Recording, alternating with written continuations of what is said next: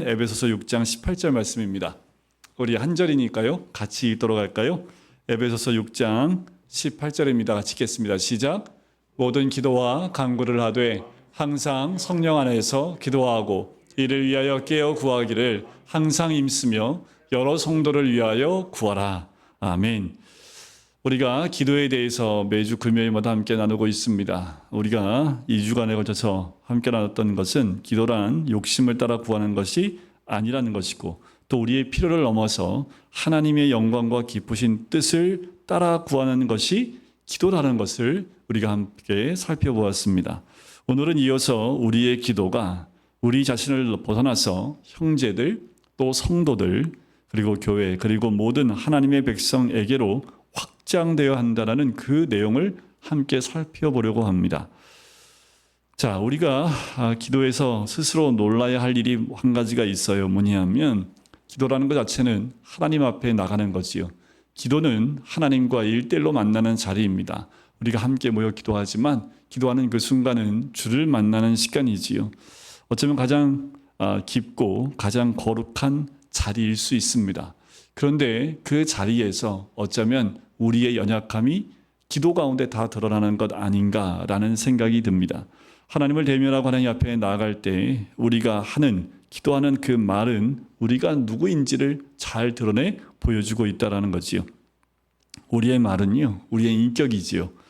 특히 우리가 충분한 이해를 갖추어야 하는 관계 속에서 하는 말보다는요, 편안한 가운데 가족들과 함께 있을 때 우리가 하는 말은 우리가 누구인지를 잘 보여주고 있습니다. 기도하는 그 말은 또 어떨까요? 기도는 천지를 창조하신 창조주 하나님, 온 세상을 심판하실 심판주 앞에 나아가는 일이라는 점에서 어쩌면 가장 두렵고 떨리는 자리이기도 합니다. 하지만 그럼에도 불구하고 성도들은 아이가 아버지께 나아가듯 은혜의 보좌 앞에 담대히 나아가 기도할 수 있지요. 어떻든지 간에 기도의 자리는 우리 인생에서 가장 거룩하고 깊은 자리이면 분명합니다. 그 자리에서 우리가 무슨 말씀을 하나님께 아뢰는가는 우리의 신앙의 인격이나 우리 신앙의 수준을 잘 보여주고 있지요. 우리가 오직 기도할 때 우리의 필요만을 위해서 구한다면, 모든 간구가 다 이기적인 것들이라면 어쩜 우리의 믿음의 없음을 보여주고 있는 모습이 아닐까 생각이 듭니다. 하나님께 좀 더 예의를 갖추라는 말이 아니에요. 우리는 솔직해질 필요가 있습니다. 특히 기도의 영역에서 그렇습니다. 자기를 속이면서 하나님께 나가는 그것은 하나님이 기쁘시게 받을 수 없겠지요. 정직하게 나아가되 이런 이기적인 모습에서 벗어날 필요가 있습니다. 이기적인 태도를 벗어나는 길은 지금까지 거듭 강조했지만 가장 중요한 것을 하나님을 아는 겁니다. 가장 중요한 거지요. 하나님이 어떤 분인지 알아야 그 하나님 앞에 나아갈 때 우리가 하나님께 기도하는 내용들도 우리가 알아갈 수 있는 거지요. 하나님을 바르게 알게 될 때 우리는 자신의 이기적 성향을 넘어설 수 있습니다. 하나님이 어떤 분인지 알으면 그 하나님 앞에서 내 이기적인 기도만으로 국한되어 있지 않게 된다는 거지요. 하나님께서 이미 내 인생과 모든 것을 책임지시는 선하신 하나님 아버지이심을 알고 신뢰하게 되기 때문에 그렇습니다. 그래서 우리가 하나님을 알아가는데 힘을 더해야 합니다. 하나님을 더욱더 알아가고 더 만나고 하나님이 어떤 분인지 우리 삶 가운데 경험할 뿐만 아니라 말씀을 통해서 알아가면 알아갈수록 그 하나님은 온전히 신뢰할 수 있는 분, 온전히 신뢰할 수 있는 우리 하나님이라는 것을 인정할 수밖에 없지요. 하나님 아버지에 대한 이러한 지식과 신뢰가 있을 때 우리는 우리 자신을 벗어날 수 있습니다. 그리고 우리의 연약함을 넘어서서 하나님께 기도로 나갈 수 있다는 거지요. 오늘 본문에 보면 18절에서 바울 사도가 강조하려는 것은 뒷부분에 나와요. 오늘 함께 나눌 주제이기도 하지요. 여러 성도를 위하여 구하라라는 거예요. 자, 이것은 에베소서의 마지막 인사 전에 나오는 마지막 권면에 해당을 합니다. 에베소서에 보면 마지막 권면은 사실 6장 10절부터 시작하는데 바로 영적 전쟁에 이기도록 하나님의 전신갑주를 입고 싸우라고 권면을 합니다. 이 권면 끝부분에서 사도 바울은 이 기도를 강조하고 있는 거예요. 기도는 사도가 말하는 하나님의 전신갑주에 속하는 것은 아닙니다. 오히려 전신갑주로 무장한 이후에 여기에 모든 것 위에 기도를 더해야 된다라고 강조하고 있다라는 거예요. 전신갑주를 입고 거기에 더해야 될 것이 무엇이라고요? 기도라는 겁니다. 우리말 성경에는 정확하게 나타나 있지는 않지만 18절에서 사도는 특별히 모든이라는 그 단어를 4번이나 사용하고 있습니다. 원어에 보면 모든이라는 말이 4번 등장해요. 근데 18절을 아무리 눈 씻고 찾아봐도 모든이라는 말이 4번 나오지 않지요. 한번 찾아볼까요? 모든 기도와 간구, 거기에 그 모든이 나오지요. 또 항상이라는 그 말은 모든 상황에서라는 그 의미입니다. 또 항상이라는 것은 항상 힘쓰라, 모든 참음과 인내로라는 그 의미를 갖고 있고요. 여러 성도를 위하여 구하라 라고 했을 때 그 여러는 모든 성도를 위하여 구하라 라는 그 의미입니다. 이렇게 4번이나 사용하고 있다라는 그것, 특별히 사도 자신이 기도를 강조하고 싶어 한다는 것을 우리에게 보여주고 있는 거지요. 자, 이 부분을 우리가 함께 보면서 먼저 항상 성령 안에서 기도하라고 하는 말씀을 생각해 봐야 합니다. 우리는 이미 성령님께서 우리의 연약함을 도우신다라는 것, 그리고 말할 수 없는 탄식으로 우리 위해 친히 간구하고 계실 뿐만 아니라 하나님 뜻대로 성도를 위하여 간구하신다는 것을 이미 우리는 앞에서 함께 나눴습니다. 성령 안에서 기도하라. 그 권면은 로마서 8장 26절과 27절에서 말하라고 했던 것과 다르지 않아요. 성령 안에서 기도하라. 만일 성령 안에서 기도하는 것이 아니라면 우리는 우리의 욕심, 이기적인 욕심에서 떠나지 못할 뿐만 아니라 모든 것을 자기의 뜻, 자기의 원함을 따라 기도하게 될 것입니다. 사도는 모든 기도와 간구라고 기도를 강조하면서 모든 상황 가운데에서 성령 안에서 기도하라고 권면을 하고 있는 거예요. 너희가 기도를 많이 하기를 바란다. 그러나 중요한 것은 어느 때든지 무슨 상황에서든지 성령 안에서 기도하는 것임을 기억해라 라고 말하고 있는 거예요. 우리는 성령 안에서 기도하지 않으면 우리는 어쩌면 모든 기도가 나를 위한, 내 욕심을 위한 이기적인 나의 뜻을 위해서 기도를 할 수밖에 없는 죄인들이라는 거지요. 성령 안에서 기도할 때에만 우리는 우리 자신의 이기적 모습에서 벗어나게 되고 하나님께서 기뻐하시는 뜻을 따라 구하게 되는 거지요. 그래서 우리는 늘 성령 안에서 주님의 임재 가운데에서 기도하는 것이 무엇보다 중요합니다. 바울 사도가 항상 성령 안에서 기도라고 하는 것은 결국 여러 성도를 위하여 구하라, 그 권면으로 이어지게 되는 거죠. 나 자신을 위해서 기도해야 할 일도 적지 않지요. 그러나 사도는 너 자신 말고 성도들을 위해서 기도하라고 말씀을 합니다. 성령 안에서 기도하지 않는 한 우리는 우리 자신을 넘어서는 기도를 할 수 없어요.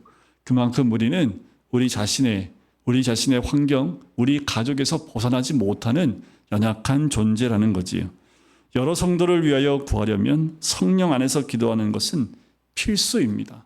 그래서 늘 구할 때 성령님 우리 가운데 충만하게 임하게 달라는 그 성령의 충만함 위해서 구하는 이유가 여기에 있습니다. 그래야 우리의 기도의 폭과 넓이가 더 넓어지고 더 깊어질 수 있기 때문에 그래요. 자, 여기서 우리말로 여러 성도로 번역된 말은 사실 모든 성도를 의미합니다. 자, 에베소 성도들이 이 말씀을 처음 읽었을 때 뭐라고 느꼈을까라는 거지요. 그때 아마 이 사람들이 이랬을 거예요. 아니, 우리가 모든 성도를 위해서 기도해야 하는 거였어. 어떻게 그렇게 할 수 있지? 라고 생각할지 모르겠습니다. 또 어쩌면 이 말씀을 들을 때마다 그 목사님이나 장로님도 하는 거 아니야? 어떻게 일반 성도인 내가 모든 성도를 위해서 기도할 수 있지? 라는 물음표를 가질 수 있을지 모르겠습니다. 우리는 우리 자신을 위해서만이 아니라 우리의 가족만을 위해서만이 아니라 모든 성도를 위해서 기도하는 것이 우리를 향하신 하나님의 뜻이고 명령이라는 사실을 우리는 반드시 기억하셔야 합니다. 이것이 에베소서를 마치면서 사도 바울이 에베소의 모든 성도에게 주는 마지막 권면입니다. 이 말씀을 어떤 의미로 받아들여야 할까라는 거지요. 자, 사도 바울이 이 권면을 주는 맥락을 우리는 한번 살펴볼 필요가 있습니다. 사도는 마귀를 대적해야 하는 영적 전쟁의 한가운데에서 그리스도인들이 살아가고 있다고 말하고 있어요. 그래서 우리는 강건해져야 하고 하나님의 전신갑주로 무장을 해야 합니다. 사도는 그 전신갑주를 입기 이전에 관계를 설명을 해요. 그것이 바로 부부관계이지요. 그리고 부모와 자녀 관계입니다. 그리고 종과 상전의 관계도 모두 마귀와 싸우는 영적 전쟁의 맥락에서 이해할 필요가 있습니다. 사탄은 어떻게 해서든지 우리를 넘어뜨리려고 우리의 영적인 삶이 무너지게 하려고 하는데 우리는 그것이 우리 개인만 잘하면 되는 문제가 아니라 우리가 맺고 살아가고 있는 모든 관계들과 관련이 있다라는 거예요. 나만이 아니라는 겁니다. 그래서 전신갑주 무장을 하기 이전에 관계들이 등장하는 거예요. 부부관계, 또 부모와 자식관계, 그리고 상전과 종의 관계, 우리와 나 하나와 관계된 모든 관계들을 이야기하면서 이것이 영적 전쟁의 현장이라는 것을 우리에게 보여주고 있는 거지요. 우리의 영적 싸움, 영적 전쟁은 언제나 우리의 관계 속에서 모든 사람과의 관계와 연결되어져 있습니다. 이 모든 관계에서 넘어지지 않도록 마귀를 대적하는 싸움을 잘 싸워야 합니다. 이 전쟁은요, 혼자서 싸우는 전쟁이 아닙니다. 이 전쟁은 하나님의 백성이 함께 싸우는 싸움이고 성도들은 함께 부르심을 받은 사람들입니다. 우리는 모두 동일한 싸움을 싸우는 전우들이기에 우리가 모든 성도를 위해 기도하는 것은 당연하지요. 또 중요합니다. 우리가 마귀와 대적하는 큰 싸움 가운데 있다는 그 큰 그림이 없이는 우리가 이렇게 기도를 할 수 없을 것입니다. 연약한 형제를 보면서 이렇게 기도하지요. 오 주님, 저 형제를 살려주시고 영적으로 무장하게 하셔서 우리가 감당해야 될 싸움을 감당하게 하옵소서라고 기도할 수 있을 겁니다. 너무나 미숙한 또 한 사람을 보면서 오 주님, 저 사람 안에 저 사람을 주의 말씀과 기도로 양육하시고 기르셔서 주의 나라의 멋진 군사로 쓰임받게 하옵소서라는 기도가 우리에게도 필요하지요. 이 영적 싸움이 나만의 싸움이 아니라 모든 성도가 함께 싸워야 하는 싸움이기에 우리는 모든 성도를 위하여 기도해야 합니다. 전쟁은 나만의 문제가 아니지요. 여러분들 6.25 전쟁이 났을 때 이것은 한 개인의 문제가 아니라 이 나라에 속한 모든 사람들에게 일어난 전쟁입니다. 한 사람만 살아남는다고 해서 해결될 수 있는 부분이 아니었기 때문에 우리 10대 청소년들까지 그 전쟁에 함께 동참해서 이 나라를 지키기 위해 목숨을 버리고 싸웠던 것과 마찬가지입니다. 영적 전쟁도 마찬가지예요. 그것은 한 개인의 싸움이 아니라 공동체의 싸움일 수 있습니다. 전쟁일 수 있습니다. 그래서 우리 모두에게 그 기도가 항상 같이 가는 거지요. 이렇게 기도하는 것은 주기도문의 나라가 임하옵시고라는 그 기도, 그 가르침에 따라 기도하는 것과 마찬가지예요. 그래서 우리가 합심하여 기도하는 것도 마찬가지입니다. 이런 기도가 우리 가운데 있을 때에 우리는 영적 전쟁에서 승리할 수 있는 하나님의 은혜를 누리게 되는 거지요. 자, 우리가 모든 성도를 위하여 기도해야 할 이유는 또 있습니다. 이것이 우리가 형제를 사랑하는 길이기 때문에 그래요. 형제가 먹을 것이 없을 때 그 필요한 것을 주는 것이 사랑이라고 하지요. 그러나 이것만이 아닙니다. 우리는 이것에 더하여 형제를 사랑하는 방법을 알고 있는데 그것이 바로 기도입니다. 레리 크랩이라는 분이 쓴 파파기도라는 그 내용이 있습니다. 거기에 보면 이런 내용들이 있어요. 자, 기도는 아이가 아빠에게 나아가 말하는 것과 같은데 아빠에게 나아가서 형 이야기도 하고 동생 이야기도 합니다. 그런데 그것이 형이나 동생이 이런저런 잘못을 했으니까 혼내주라고 말하는 것이 아니라 형이나 동생이 멋진 사람이 되면 좋겠다고 더 훌륭하게 되기를 바란다고 말하는 것이에요. 자, 이렇게 생각해 보십시오. 우리가 친구와 만나서 다른 사람에 대한 이야기를 할 수 있습니다. 여기에는 좋지 않은 이야기도 많을 거예요. 그런데 이런 이야기를 친구하지 말고요. 하나님 앞에 나가서 말씀드리는 것입니다. 마치 아이가 학교에 다녀와서 엄마에게 학교에서 있었던 일들, 선생님들과 있었던 일들, 친구들과 있었던 일들을 말하고 친구들에 대해서 말하는 것과 마찬가지예요. 우리가 하나님 앞에서 사람들에 관한 이야기를 하기 시작할 때 그것은 바로 모든 성도를 위하여 하는 기도가 됩니다. 근데 너무 단순하고 간단한 거지요. 우리가 누구에게든 나의 관계에 많은 사람들의 이야기를 하는 것보다 더 중요한 것은 그 많은 관계를 가지고 하나님 앞에 나가서 한 사람 한 사람에 대한 이야기를 주님 앞에서 이야기하는 겁니다. 우리가 누군가를 위해서 기도한다라는 것을 어렵게 생각하지 마시기 바랍니다. 이런 거예요. 어느 형제를 위해 기도한다고 해볼 때 이렇게 기도할 수 있는 거지요. 하나님 아버지, 저는 지금 그 형제가 생각납니다. 지난주에 그의 얼굴이 어두워 보였습니다. 다가가서 묻지는 못했는데 그가 혹시 어려움을 겪고 있다면 하나님께서 도와주십시오. 그 일을 통해서 하나님을 더 깊이 알고 사랑할 수 있게 되면 좋겠습니다. 지금은 그의 삶에 무거운 짐들이 있지만 하나님께서 도와주셔서 짐도 가볍게 해주시고 많은 사람에게 선한 영향을 미치는 경건한 어른으로 성장하게 도와주시옵소서. 가령 이런 거지요.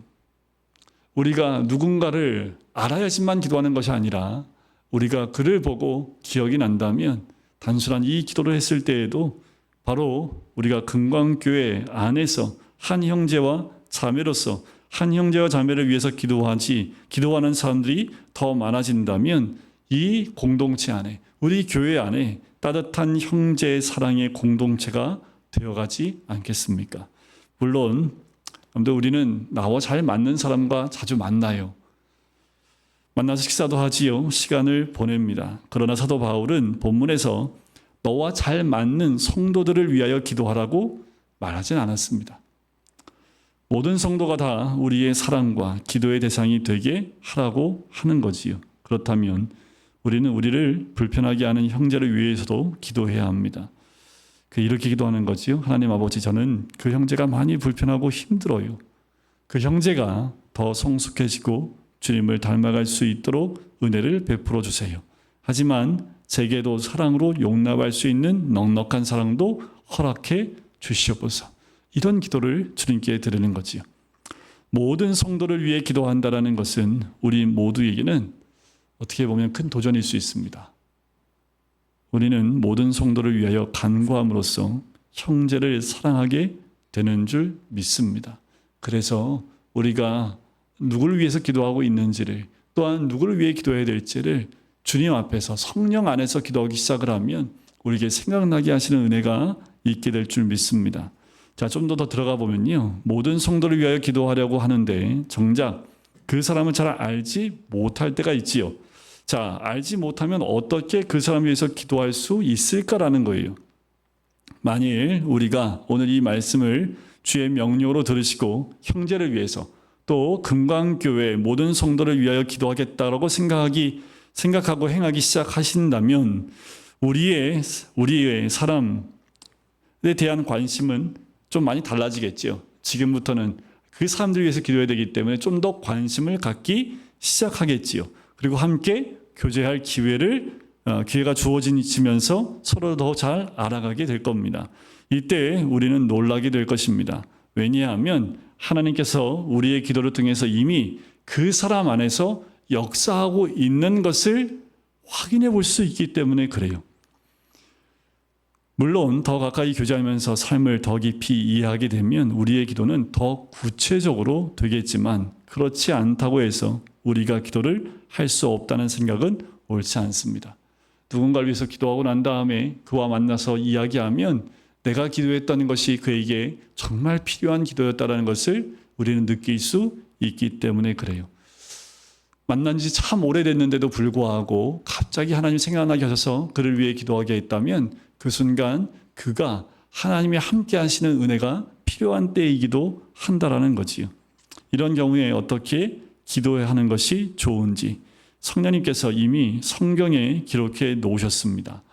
여러분, 많은 신앙의 우리 선진들, 또 우리 신앙생활하는 모든 분들, 이런 은혜를 한두 번은 경험했을 텐데 중요한 것은 과거에 경험한 것으로 끝나는 것이 아니라 지금 기도하는 것을 또 지금 경험하는 것이 무엇보다 중요하지요.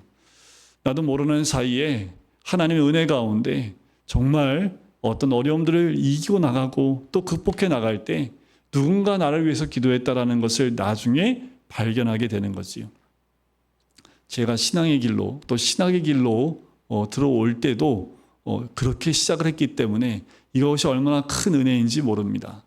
어느 한순간 갑자기 전화가 와서 나에게 너를 위해 기도했는데 하나님이 이런 마음을 주시네 라고 했을 때 그것이 하나님의 음성으로 들리는 그 순간 내가 갈등하고 있는 부분에서 결단할 수 있는 하나님의 은혜를 경험했던 것이 한두 번이 아닙니다. 여러분, 우리가 누군가를 위해서 기도하고 또 누군가를 생각해서 기도할 때 여러분들 그 자체가 하나님의 은혜입니다. 그것이 이상한 것이 아니지요.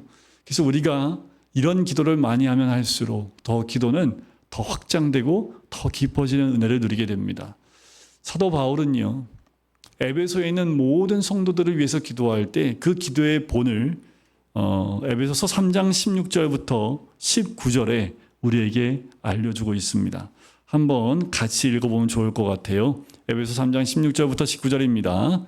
그의 영광의 풍성함을 따라 그의 성령으로 말미암아 너희 속사람을 능력으로 강건하게 하시오며 믿음으로 말미암아 그리스도께서 너희 마음에 계시게 하시옵고 너희가 사랑 가운데서 뿌리가 박히고 터가 굳어져서 능히 모든 성도와 함께 지식에 넘치는 그리스도의 사랑을 알고 그 너비와 길이와 높이와 깊이가 어떠함을 깨달아 하나님의 모든 충만하신 것으로 너희에게 충만하게 하시기를 구하노라.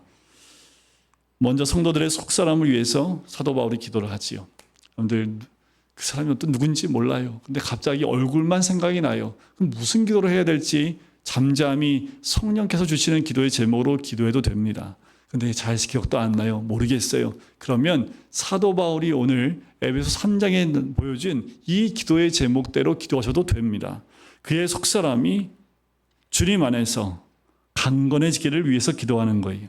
그리고 그 다음에는 그들의 믿음과 그 안에 그리스도의 내주하심을 위해서 기도하는 겁니다. 더 나아가 그들이 사랑 안에서 뿌리를 내리고 터가 굳어지도록 기도할 수 있는 거지요. 그래서 지식의 한계를 초월하신 하나님의 사랑, 그 너비와 길이와 높이와 깊이를 깨달아 알도록 기도할 수 있습니다. 그의 궁극적으로 그들이 하나님의 모든 충만하심으로 충만해지기를 축복하는 거지요. 이것이 우리가 모르겠다면, 어떤 기도의 제목이 있는지 모르겠다면 우리가 해야 될 축복된 기도가 사도 바울이 우리에게 본으로 보여진 이 기도의 모습입니다. 이것이 에베소서에 보면 에베소 교회 성도를 위해서 기도한 두 번째 맥락의 기도의 내용입니다. 물론 무엇을 기도할 것인가에 대한 더 많은 성경 구절은 성경에 많이 찾아볼 수 있습니다. 하지만 이것으로도 충분하지요. 우리가 날마다 성경을 읽어 나가시면서 모든 성도를 위하여 간구할 기도의 제목을 점점 더 풍성히 얻게 되는 거지요. 그래서 말씀을 가까이 하는 이유는 그 말씀 안에서 기도의 제목을 우리가 찾아갈 수 있습니다.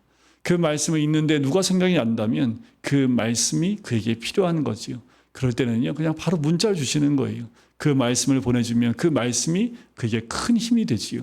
그것이 말씀의 기도이기도 합니다. 여러분, 우리의 기도의 복은 나만이 아니라 우리 가정으로만 묶여 있는 것이 아니라 더 확장이 되어야 합니다. 그러면 그렇다고 자신을 위해서 기도하지 말라는 것이 아닙니다. 우리 항상 기도할 때 자신을 위한 기도가 먼저 가지요. 하지만 자신의 기도만 하고 끝나는 기도로 끝나지 마시고 확장하시라는 겁니다. 나와 관계된 모든 사람들을 위해서, 내가 알고 있는 모든 사람들을 향해서 기도가 확장되어야 된다라는 거지요. 그 외에 정말 생각지도 않게 하나님이 떠오르게 하시는 그 사람이 있다면, 이름도 모를 수도 있어요. 그냥 얼굴만 아는 사람인데도 갑자기 그 사람이 생각난다면 하나님이 그 사람을 위해 기도하라고 하시는 하나님의 사인이고 또한 증거일 수도 있습니다. 그런데 우리의 기도는 나만이 아니라 우리 공동체와 또 나와 관계된 모든 자들을 위한 기도로 더 넓혀 가야 될 줄 믿습니다. 그 기도의 은혜를 우리가 누렸지요. 지금도 저를 위해서 기도하는 사람이 우리 성도님들 뿐만 아니라 과거에 나와 한 번 만났던 누군가가 나를 위해서도 지금 기도할 수 있다는 거예요. 더 나아가서 여러분들 한 명 한 명이 이제껏 살아오면서 만났던 수많은 그리스도인들 가운데 어떤 분은 지금 이 시간 우리를 위해서 기도해 줄 수 있다라는 겁니다. 그런데 기도의 힘은 대단한 겁니다. 우리가 그 기도로 인해서 주를 만났고 지금 믿음 가운데 서 있을 수 있는 것도 주님이 우리 위해 누군가 기도하게 하시는 하나님의 은혜가 있기 때문에 그래요. 그래서 여러분들 공동체가 중요합니다. 기도의 공동체가 무엇보다 중요합니다. 나를 위해서 기도할 수 있는 기도의 공동체. 그래서 여러분들 먹고 마시는 공동체보다 모여 말씀을 나누고 기도하는 공동체가 나에게 더 큰 힘이 돼요. 그리고 기도하는 그 한 사람 때문에 그 공동체가 회복되는 은혜도 누릴 수 있다라는 거지요. 여러분들이 어렵다고 합니다. 점점 더 힘들어진다고 합니다. 그리고 우리 다음 세대는 더 어려워진다라고 얘기를 해요. 우리가 무엇보다 우리 다음 세대를 위해서 기도할 때에는 이 아이들이 믿음 가운데 붙잡혀 있지 않으면 이 땅 가운데 두 발 딛고 살기도 쉽지 않은 세상으로 바뀔 수도 있습니다. 우리의 기도가 그 언제보다 더 필요한 때인 줄 믿습니다. 우리 많은 기독교인들의 사랑을 받고 있는 우리가 마지막 불렀던 찬양이지요. 당신이 지쳐서 기도할 수 없고 눈물이 빗물처럼 흘러내릴 때 주님은 아시네 당신의 약함을 사랑으로 돌봐주시네 누군가 널 위하여 누군가 기도하네 내가 홀로 외로이 마음이 무너질 때 누군가 널 위해 기도하네. 여러분들 이 가사처럼 이것은 하나의 고백의 가사이기도 하지요. 정말 때로는 내가 기도할 수 없을 만큼 지치고 낙심할 때가 있습니다. 하지만 누군가 날 위해서 기도하고 있지요. 교회 안에 적지 않은 성도들이 날 위해 기도하고 있다는 사실을 압니다. 그냥 그럴 거야 라는 막연한 생각이 아니라 자신이 그렇게 해보았고 그런 성도들과의 교제를 통해서 알고 확신한다면 이것은 얼마나 귀한 힘과 격려입니까? 여러분, 기도하는 공동체, 기도하는 친구들, 기도하는 그 사람들이 내 옆에 있을 때 나 또한 기도하는 사람이 되어서 서로를 위해 기도하고 중보하며 그 사람의 아픔을 위해 기도할 때 또한 그 사람은 나를 위해 기도하는 그 기도의 협력자가 되는 것, 그 무엇보다 중요하지요. 바로 이것이 교회입니다. 사도 바울은 성도를 개별적 존재로 파악하지 않고 그리스도의 몸인 교회의 지체로 바라본 것이 이 이유입니다. 이런 점에서 한 사람의 지체가 모든 성도를 위해서 기도한다는 것은 이제는 당연한 것이요. 성도는 그만한 책임을 가진 존재로 부름을 받은 겁니다. 사실 모든 성도를 위하여라는 그 말은 우리가 알고 있는 교회 공동체를 넘어서는 것을 의미해요. 이 땅에 있는 수많은 교회들을 위해서 기도하는 것이고 또 이 땅에 있는 아니요 전 세계에 있는 모든 그리스도인들을 위한 기도로 확장이 되는 거지요. 그래서 지금도 죽음 앞에 있는 그 서 있는 그 신앙을 지키고 있는 그들을 위해서 누군지 모르지만 그들 위해 우리가 기도할 때 그 기도가 그들을 살릴 수 있는 놀라운 기도의 힘이 될 수 있다는 겁니다. 이제 나를 넘어서서 우리 가정을 넘어서 우리 교회 공동체를 넘어서서 이 나라 민족을 향한 하나님의 기도가 무엇인지를 깨닫고 이 나라뿐만 아니라 전 세계를 향한 하나님의 뜻을 깨닫는 것이 우리의 기도의 확장된 모습이어야 될 줄 믿습니다. 우리 금요기도 나와주신 성도님들 그냥 나오는 것이 아니라 이 기도 시간이 나로 하여금 더 기도의 폭이 넓어지는 시간이 되시기를 주의 이름 간절히 축원드립니다. 단지 우리가 후원하고 있는 선교사님들 위해서만 기도하더라도 그 선교사님들이 지금 처해 있는 환경이 어떤지 우리는 알지 못하지요. 하지만 우리가 기도할 때 단 한마디 말이라도 기도할 때 그 기도가 그 선교사님들에게는 큰 힘이 될 뿐만 아니라 오늘 이 밤에 그 지역에 있는 선교사님들을 돕는 또 살리는 기도가 될 수도 있다라는 거지요. 여러분들 그 은혜가 우리 가운데 충만히 있기를 원하고요. 특별히 그런 환경들을 경험했던 분들은요. 두려울 것이 없는 분들이지요. 이번 수련회 때 만났던 한 목사님 가족은 선교사님으로 나갔다가 이제 한국에 와서 이제 조그만 교회에 담임으로 지금 목회를 시작을 하신 지 몇 년 안 됐는데 그런 고백을 하더라고요. 아무것도 없대요. 그래서 남편 되시는 그 목사님은 비자 문제 때문에 한국에 들어와 있는데 처자식은 그 선교지에 있고요. 그런데 목사님이 나오니까 처자식이 있는데 후원이 안 가잖아요. 한국에 들어와 있으니까. 그러니까 먹고 살 게 없는 거예요. 그래서 목사님이 그런 기도를 했대요. 하나님 쌀만 달라고. 기도했더니 쌀만 주시더래요. 그래서 쌀만 주시면 어떡하냐고. 김치도 주셔야지. 근데 김치도 주시더래요. 그래서 제가 그랬죠. 왜 좀 고기 좀 달라고 기도하지. 그랬더니 고기까지는 생각을 못 했대요. 그냥 쌀하고 김치만 있으면. 그래서 목사님은 아버지인데, 남편인데, 비자 때문에 들어가지 못해 한국에 묶여 있고, 코로나 기간 가운데 묶여 있고, 처자식은 선교지에 있고, 근데 도울 수 있는 길은 하나도 없고, 선교도 다 끊겨진 그 상황 가운데 수없이 많은 분들의 도움의 손길과 그 기도가 이 가정을 살렸던 것을 짧게 고백을 하시는데, 이분들의 그 고백 가운데 어려움이 와도 별 문제가 안 된다는 그런 마음과 믿음이 있더라고요. 그 모든 것들은 하나님의 도우심이 있고 하나님이 살리실 것을 믿고 있기 때문에 지금의 그 어려움과 고통은 별 문제가 되지 않음을 본인은 경험을 했다고. 그래서 너무나 여유로워요. 지금 다니고 있는 교회도요, 시골 교회인데 성도가 10명밖에 안 돼요. 근데 얼굴은 되게 평안해요. 공부도 하고 있대요. 무슨 돈으로 공부해요? 나라 돈으로 공부하지요. 대출 받아서. 근데 너무 편하게 얘기하시는 거예요. 걱정도 없어요. 그 모든 것이 그 삶의 현장 가운데에서 기도로 후원하신 분들의 후원과 또 하나님이 함께 하시는 은혜를 누렸기 때문에 그런 환경의 어려움들이 이분에게는 더 이상 이 가정에는 어려움으로 생각되지 않는 거지요. 여러분, 우리의 삶 가운데 기도의 힘과 하나님의 도우심을 경험한 것이 많으면 많을수록 그것이 어쩌면 영적 적금입니다. 우리의 힘이 되지요. 현재는 아무것도 없는데 영적 적금이 많은 분들은 영적으로 다운되지 않습니다. 그 마음이 무너지지 않아요. 믿음이 무너지지 않아요. 주님 안에서 여러분들 하나님의 역사하심과 또한 기도의 힘을 한번 느끼시고 또한 내가 기도함을 통해서 영혼을 살리는 그 은혜도 함께 누리시는 우리 모든 성도님 되시기를 주님의 이름으로 간절히 축원드립니다.